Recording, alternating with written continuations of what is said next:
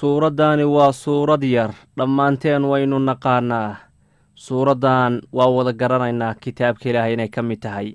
dhammaanteenna waa wada garanaynaa fadligeeda iyo qiimahay ku fadhido.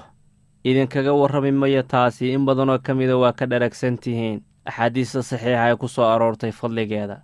suuraddan ka warramayo waa suurad yaroo kooban oo gaaban, oo markaad akhrinaysid ilaahay kuu soo jawaabayo si toosa uu kula hadlayo.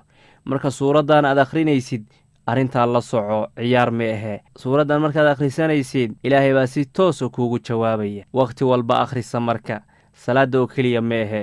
suuratu faatixa wey qodobkan ku saabsanaa idiin soo gudbinaya walaalayaal.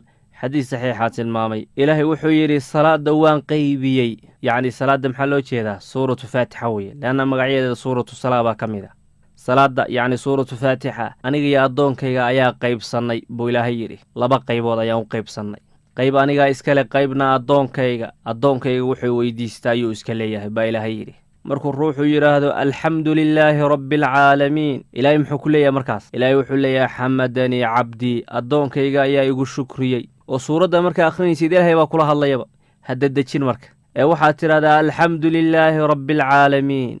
ilaahay wuxuu leeyahay xamadanii cabdii, addoonkayga waa igu mahadiyey. markaad tidhaahdid alraxmaani alraxiim, ilaahay muxuu leeyahay? ilaahay wuxuu leeyahay ahnaa calaya cabdii, addoonkayga ayaa i ammaanay. markuu qofku yidhaahdo maaliki yowmiiddiin, ilaahay muxuu leeyahay? majadanii cabdii, fawada ilaya cabdii, addoonkayga wuu i weyneeyey, arrintiisina wuu ii dhiibtay. ilaahay baa sidaa dhahaya. markuu qofku yidhaahdo iyaaka nacbudu wa iyaaka nastaciin, ilaahay wuxuu leeyahay haadihi alaaya baynii wa bayna cabdii nisfayn, anigiyo addoonkayga aayaddan laba qaybood baa u leenna. walicabdii maa sa'al, addoonkayga wuxuu weydiistuu leeyahay. markuu ruuxuu yidhaahdo ihdina asiraada almustaqiim siraada aladiina ancamta calayhim hayri almaqduubi calayhim wala addaalliin, ilaahay wuxuu leeyahay addoonka ugu soo jawaabayaa aayadahaasi addoonkaygaa iska leh, addoonkayga wuxuu weydiisto ayuuna leeyahay. marka suuradda sidaa markaa u akhrinaysid ilaahay sidaasuu kuugu soo jawaabayaa. suuratu faatixa suuraddii caafimaadka weeye, waa suuradda cudurka la dagaalanta. xadiis waxaa ku soo aroortay inay caafimaad u tahay qof walbaoo xanuunsan.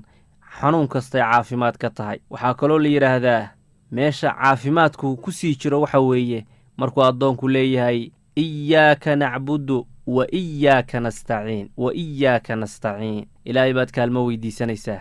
kaalmadana waxaa ka mid a caafimaad. sidaa darteed naftayda iyo tiinna waxaanu sheegayaa walaalayaal, oo aanu dardaarmayaa akhrinta suuraddan iyo inaynu joogtayno wakhti walba. dadka qaarkood markay tukanayaan bay soo xasuustaan ama dangooniya ka leeyihiin, laakiin wakhti walba joogtay insha allah. aad iyo aad baad u mahadsan tihiin sida halka kan aan ugu kulannay, oo khayrka aynu isu dhaafsanayno oo wax isu xasuusinaynana ilaahay sidaasoo kale jannada ha nuugu kulmiyo. fa jasaakum allaahu khayra.